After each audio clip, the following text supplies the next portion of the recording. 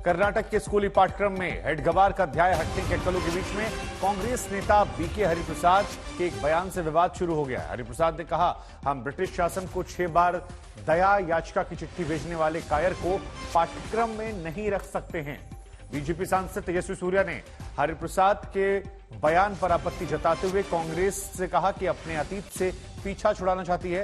कांग्रेस ये छिपाना चाहती है कि ये संघ ही था जो पूर्ण स्वराज की अवधारणा के साथ सामने आया।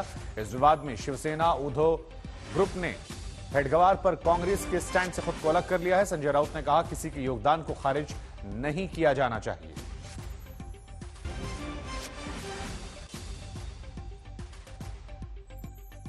ಅದಲ್ಲದೆ ಭಾರತೀಯ ಜನತಾ ಪಾರ್ಟಿಯವರಾಗಲಿ ಸಂಘ ಪರಿವಾರದವರಾಗಲಿ ಹೆಡ್ಗೇವಾರ್ ಅವರು ಸ್ವತಂತ್ರ ಹೋರಾಟಗಾರರಂದ್ರೆ ಅವರು ಬ್ರಿಟಿಷರಿಗೆ ಕ್ಷಮಾಪಣೆ ಪತ್ರ 6 ಬಾರಿ ಯಾಕೆ ಕೊಟ್ಟರು ಅಂತ ಅವರು ಬಹಳ ಸ್ಪಷ್ಟವಾಗಿ ಹೇಳಬೇಕಾಗುತ್ತೆ।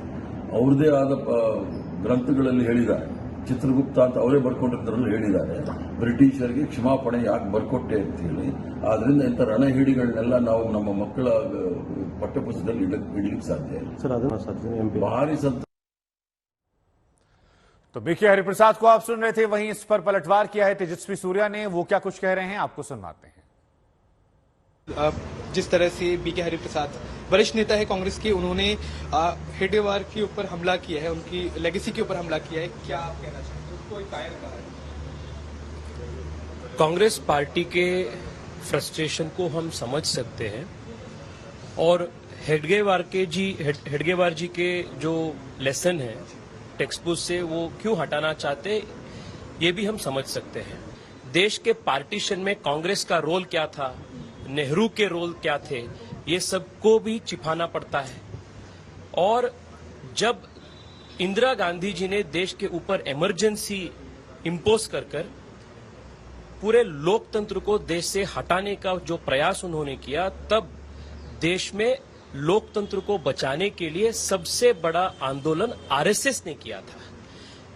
सो हेडगेवार जी के बारे में लेसन किताब में डाले तो इमरजेंसी जिस प्रकार से डाला गया, जिस प्रकार से लोकतंत्र का हत्या करने का कोशिश हुआ, ये सब भी बताना पड़ता है।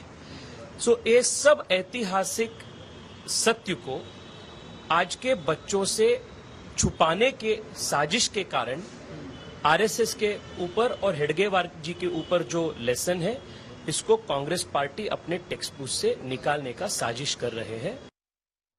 और इसी खबर पर ज्यादा बातचीत के लिए मेरे सहयोगी नागार्जुन जुड़ रहे हैं। नागार्जुन, जिस तरह से हेडगवार को लेकर विवाद हुआ है, इस विवाद को अब आगे कहां जाते देख रहे हैं, क्योंकि बयानों का दौर जो है वो तो काफी तेज है।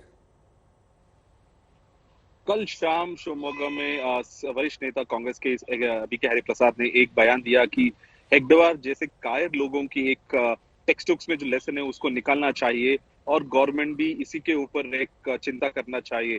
उसके बाद तुरंत बीजेपी ने कांग्रेस और बीके हरिप्रसाद स्टेटमेंट के ऊपर लेके हमला किया है कि एक और बयान दिया है कि क्यों ऐसे कर रहे, कि क्या इनका इंटेंशन है। बट द गवर्नमेंट लेवल क्या बोल रहे हैं एजुकेशन मिनिस्टर की 10 दिन के अंदर एक ब्लूप्रिंट रेडी करेंगे कि कौन सा चैप्टर्स ड्रॉप करेंगे और कौन सा चैप्टर्स इंक्लूड करेंगे। ये भी प्लानिंग स्टेज में है।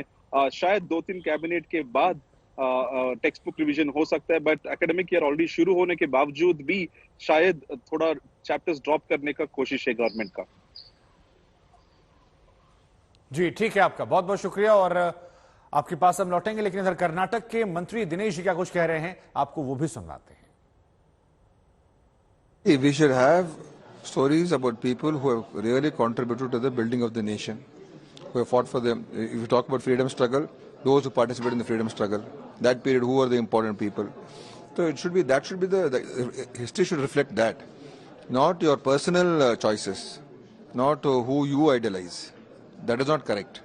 So what the BJP has done is try to infuse their ideological issues into textbooks, which is not correct.